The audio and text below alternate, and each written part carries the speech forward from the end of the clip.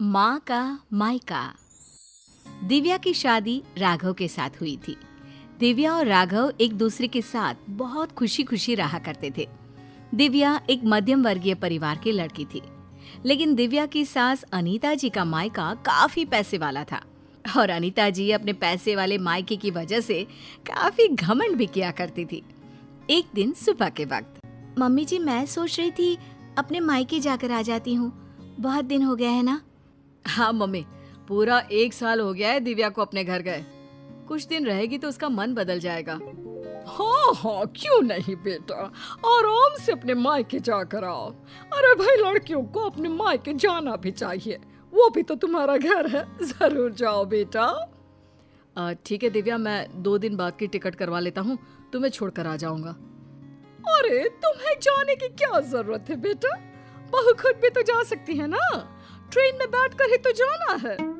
लेकिन मम्मी अच्छा थोड़ी ना लगेगा, इतने दिनों बाद दिव्या अपने घर जाएगी, वो भी अकेले। अरे ठीक है ना बेटा, तुम क्यों अपनी छुट्टी खराब कर रहे हो बिना बात के। इन छुट्टियों को कभी इमरजेंसी के लिए बचा कर रखो, काम आएंगी।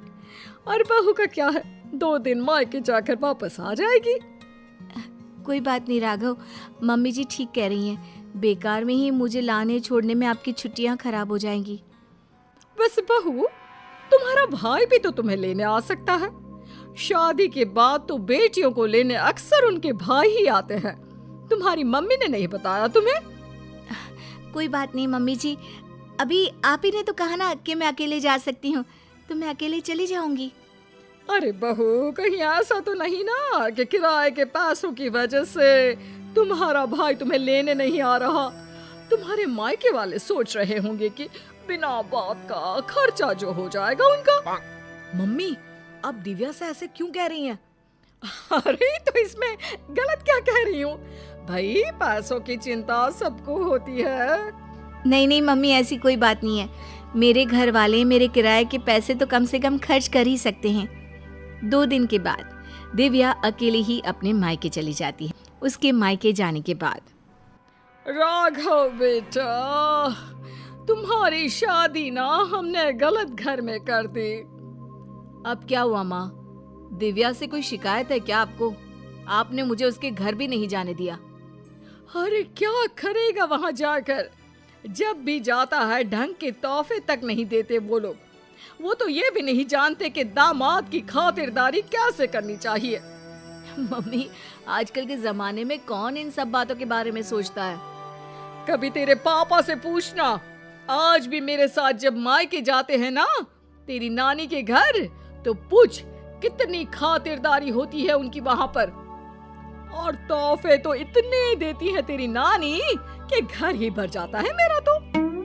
लेकिन मम्मी, वो आपके मायके की परंपरा है ना, सब जगह ऐसा हो ये जरूरी तो नहीं। और हम दिव्या के घर वालों से ऐसी उम्मीद कैसे रख सकते हैं? अच्छा नहीं लगता मम्मी। ओफो, आजकल के लड़के ना शादी होते ही अपने पत्नी के साइड लेना शुरू कर देते हैं। अब देखना, आएगी तुम्हारी पत्नी खाली हाथ अपने मायके से।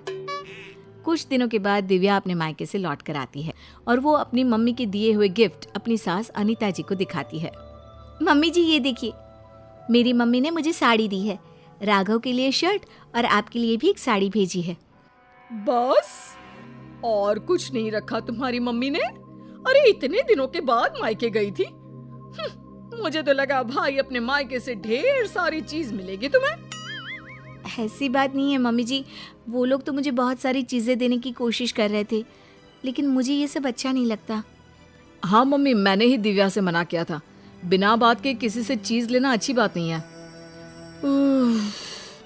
तुम्हारी नानी होती ना बेटा तो मुझे कभी इस तरह नहीं आने देती। मेरे मायके की तो बात पूछो ही मत, जब भी जाती हूँ इतने सारे गिफ्ट मिलते हैं, क्या बताऊं। बस मुझे तो कभी कुछ खरीदने की नौबत ही नहीं आई। कभी कोई साड़ी, कभी कोई सामान मैंने खुद के हाथों से इतने सालों में नहीं खरीदा। सब कुछ तुम्हारी नानी ने दिया है मुझे। मम्मी, अब वक्त बदल गया है, वो आपका मायका है, दिव्या का परिवार पूरी तरह से अलग है। हाँ मम्मी जी, और वैसे भी सबका परिवार एक जैसा नहीं होता ना, और मुझे मेरे परिवार से कोई शिकायत भी नहीं है। कुछ दिनों के बाद अनीता जी अपने मायके जाती है और जब वहाँ से लौट कर आती है तो बैग भर भर के गिफ्ट लेकर आती हैं। देखो बहू, इसे कहते हैं मायके से आना। अरे भाई, इतना सामान हो गया था कि क्या बताऊं। अरे वाह मम्मी जी, ये तो बहुत अच्छी बात है, आपको इतनी सारी चीजें मिली हैं। वही तो, और एक तुम्हारे मायके वाले हैं, ठीक से मिठाई भी नहीं भेज सकते बेटी के ससुराल वालों के लिए। मम्मी जी, आप ऐसा क्यों कह रही हैं? देखो तो सही बहू, मेरी माँ ने पूरे 5 डब्बे रखे मिठाई के। इसे कहते हैं बेटी को विदा करना। तुम्हारी तरह नहीं खाली हाथ भिजवा दिया। बस करिए मम्मी, दिव्या आपकी बहू है, आप उससे इस तरह बात करेंगे तो वो क्या समझेगी। राघव के बार बार समझाने पर भी अनीता जी पर कोई असर नहीं होता और वो कभी भी दिव्या को उसके मायके के लिए भला बुरा सुनाती ही रहती है। एक बार अनीता जी की तबीयत बहुत खराब हो जाती है। मम्मी जी देखिए, आपको बिस्तर से उठने की कोई जरूरत नहीं है, आप आराम कीजिए, आपको जो भी चाहिएगा मैं लाकर दे दूंगी। हाँ हाँ ठीक है, देखो तुमसे जो हो रहा है वो कर दो, बाकी मैंने अपने भाई को फोन कर दिया है। मेरे भाई और भाभी आ जाएंगे मेरे मायके से मेरा ख्याल रखने के लिए। मम्मी आप ऐसा मत कहिए ना, दिव्या आपकी बहू है, वही ख्याल रखेगी आपका। मामा और मामी कितने दिन आपका ख्याल रख लेंगे। ऐसा कुछ नहीं है, मैंने कहा ना, मेरे मायके वालों को बड़ा प्यार है मुझसे। एक फोन करूंगी और दौड़े चले आएंगे। पूरा 1 सप्ताह बीत जाता है, लेकिन अनीता जी के मायके से कोई नहीं आता और दिव्या दिन रात अनीता जी की सेवा करके उनकी तबीयत ठीक कर लेती है। तबीयत ठीक होने के बाद, दिव्या बहू, जरा यहाँ तो आना मेरे पास। क्या हुआ मम्मी जी, आप ठीक है ना? आपको किसी चीज की जरूरत तो नहीं है? बहू मुझे माफ कर दो, मैं हमेशा अपने मायके का घमंड करके तुम्हें उल्टा सीधा सुनाती रही, लेकिन फिर भी तुमने मेरी इतनी सेवा की। मम्मी मैं आपसे कहता था ना, अगर आप अपनी बहू से प्यार से पेश आएंगे तो वो आपका बहुत ख्याल रखेगी और वही जिंदगी भर आपके काम आने वाली हैं। लेकिन मैंने तो अपनी बहू को हमेशा ताने मारे और फिर भी उसने मेरा इतना ख्याल रखा।